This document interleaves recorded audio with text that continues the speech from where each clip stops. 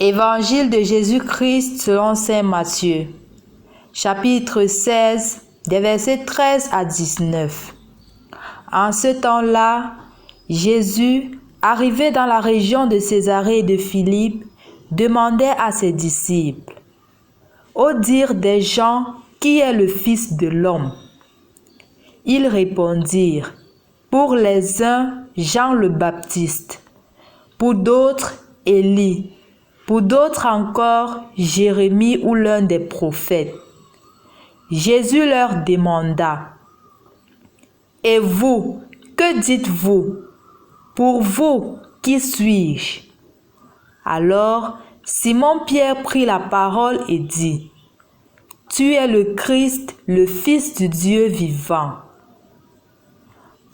Prenant la parole à son tour, Jésus lui dit: heureux es-tu, Simon, le fils de Jonas.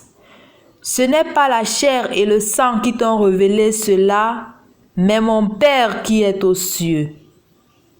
Et moi, je te le déclare, tu es Pierre, et sur cette pierre je bâtirai mon église, et la puissance de la mort ne l'emportera pas sur elle. Je te donnerai les clés du royaume des cieux. Tout ce que tu auras lié sur la terre sera lié dans les cieux, et tout ce que tu auras délié sur la terre sera délié dans les cieux. Parole du Seigneur. Au nom du Père et du Fils et du Saint-Esprit, Amen. Loué soit Jésus-Christ.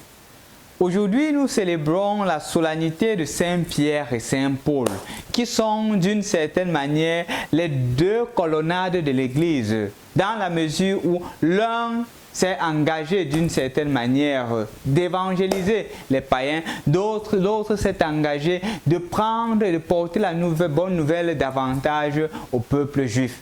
Tous ensemble, les deux mains, ils ont œuvré à la construction du règne de Dieu. Ils ont œuvré pour l'édification de notre très sainte Église.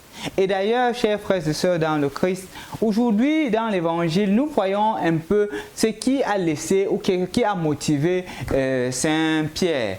C'est justement parce qu'il s'est laissé conduire par l'Esprit Saint. C'est justement parce que c'est le Seigneur qui a choisi Pierre. Ce n'est pas Pierre qui a dit de lui-même qu'il voulait être un apôtre. Ce n'est pas Pierre qui a dit de lui-même qu'il voulait suivre le Christ. C'est le Christ qui l'a choisi en premier. C'est pour cela que dans l'Évangile d'aujourd'hui, il est capable d'affirmer et de professer sa foi. Dans l'Évangile d'aujourd'hui, il dit justement: Seigneur, tu n'es pas seulement Elijah, tu n'es pas seulement Élie, tu n'es pas seulement comme un autre prophète d'autrefois, tu es le Messie, tu es le Messia, celui-là qui vient, le prophète attendu depuis longtemps.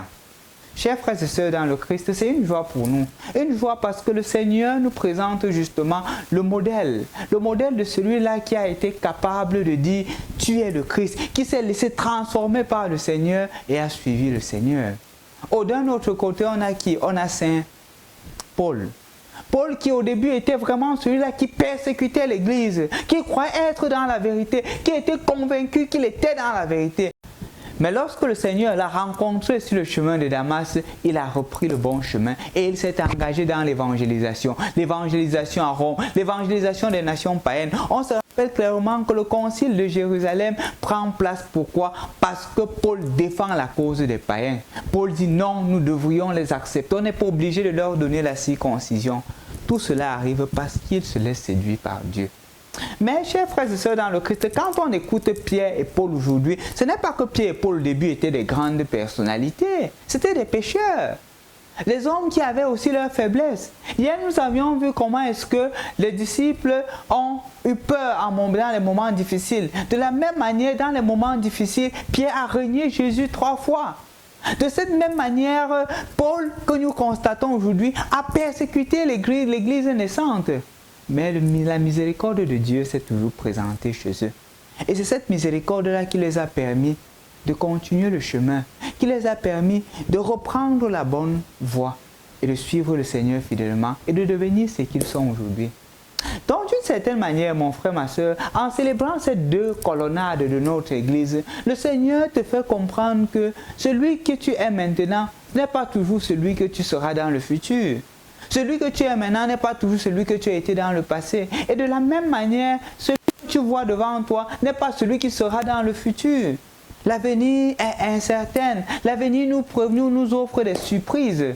Et justement, je dois toujours regarder l'autre avec un regard de miséricorde. De la même manière que le Seigneur a porté un regard de miséricorde sur Pierre et sur Paul au point où ils se sont mis à être des colonnades de notre Église, toi aussi, tu peux être une colonnade de l'Église. Ne te regarde pas toujours seulement à travers ce que tu n'as pas, à travers tes faiblesses, non. Regarde les qualités qui t'habitent. Regarde les bénédictions que le Seigneur a mis sur toi. Regarde le grand projet que le Seigneur a sur toi. Et utilise cela pour être un autre Pierre et un autre Paul. L'Église a besoin de toi.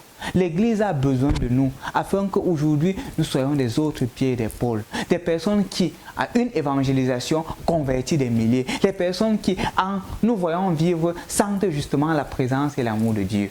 C'est ce que le Seigneur veut de toi ou de moi aujourd'hui, mon frère, ma soeur. Bonne fête de Saint-Pierre et de Saint-Paul.